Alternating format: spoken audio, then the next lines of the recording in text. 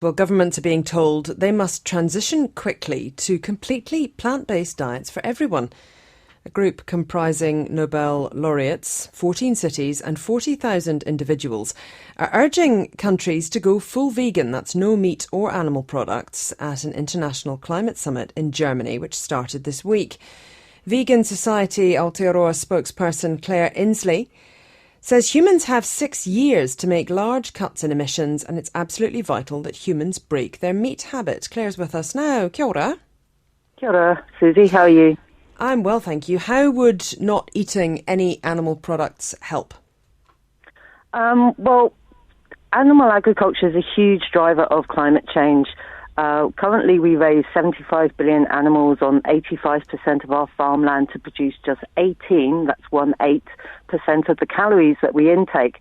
So it's quite a simple maths lesson, really, in that we do not have the land or water resources to continue to feed 8 billion people on a meat and dairy diet. And especially if the population is going to continue to grow, so that same amount of land that can grow 2 cows and feed 1 person for a year can grow soybeans to feed 64 people for a year. So it's very clear, again, looking at the logically thing that, we need to transition to plant-based economies. Well, humans are omnivores, though. Well, there's a lot of debate about that, and the fact is, in our past, we had to be very adaptable in our diet, and we are not in that place anymore. We have got modern food systems in place. We can choose what we eat very easily. There are many vegans all over the world who have been lifelong vegans and are not in any way suffering or lacking nutrition. And if everyone is moving to this diet, we can really make sure that people really understand how to eat vegan in a sensible way that doesn't cause them any problems. Well, this is the thing, because it is pretty hard to get all of the nutrients in the right sorts of quantities without supplementation, isn't it? No. I'm just going to say no there. It really isn't. The only issue potentially is B12, and that can be very easily supplemented. And do you know what? Animals actually get supplemented B12 so that they have enough B12 in their bodies for us to then eat and take the B12 in that way. So realistically, even to also get the right combination of amino acids is a pretty hard sell on a vegan diet. It's very easy. Actually, rice and lentils together is a complete protein. 1 billion Indians can't be wrong. For lots of people, though, they would inevitably end up turning to products that are actually quite highly processed. So to say it's a vegan diet doesn't necessarily automatically equate to it being healthy. A whole food vegan diet certainly is, and there are a lot of highly processed products out there on the market, but you don't have to eat those. They are quite expensive. No, but realistically, a lot of people wouldn't they, for convenience, if nothing else?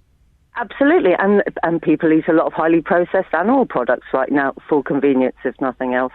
And that doesn't actually do them much good health-wise either. So, you got to take your choices here. What are you going to do? Are you going to provide enough food for everybody on the planet through a plant-based diet and mitigate climate change in the same way?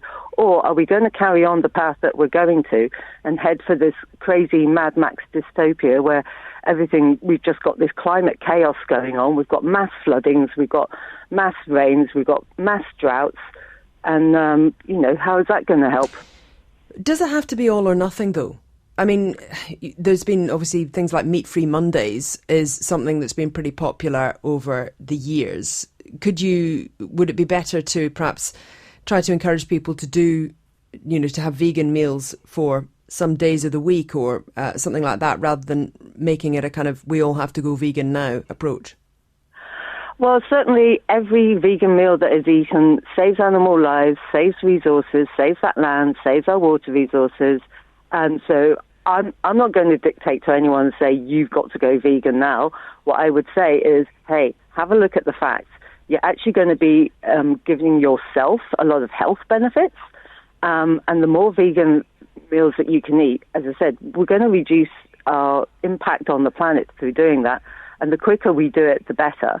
But, leaving it up to individual choice, we've only got 6 years left in which to enact meaningful change. And, we don't have necessarily time for people to, decide on their own. But there needs to be a lot more kind of encouragement for people. At the moment, there's a lot of discouragement, I would say, and a lot of people stop being vegan because of societal pressure, because they find it too hard. Their mates, are not very open to them, and it's just, it just needs to be seen as a normal thing and not as this crazy people. So, yeah. Thank you very much. Claire Insley there from Vegan Society Aotearoa.